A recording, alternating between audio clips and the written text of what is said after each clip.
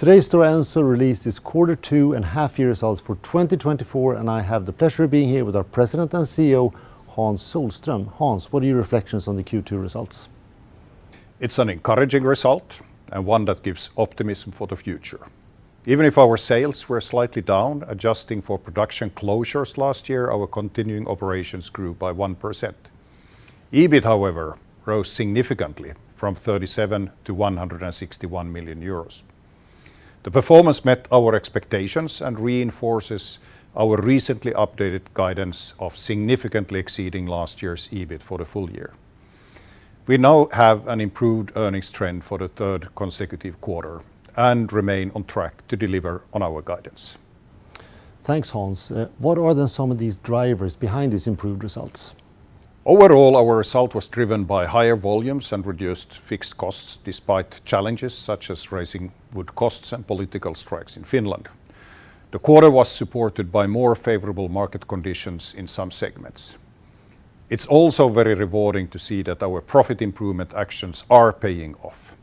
In addition to fixed cost reductions of 120 million euro, we have close to 2,000 ongoing value creation initiatives.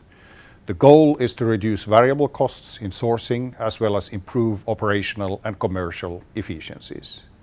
These programs are making good progress across all divisions and increasingly supporting our earnings development. Hans, you have since joining as CEO raised some concern over our debt ratio. How's that developing and what are we doing to address that? Yes, our debt remains a key priority and is largely related to record high investments in the growing packaging segment.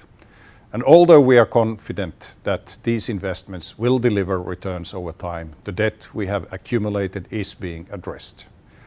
In Q2, we achieved a reduction in our net debt to EBITDA ratio to 3.5 from 4.0 compared to Q1 this year. And while we are making some progress, it still remains above our target of 2.0.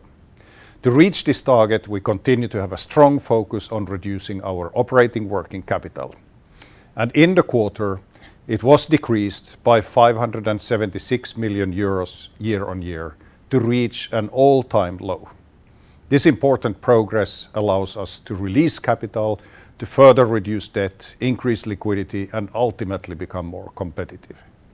Thank you very much, Hans. Thanks everybody for watching and look forward to catching up again in the next quarter. Goodbye.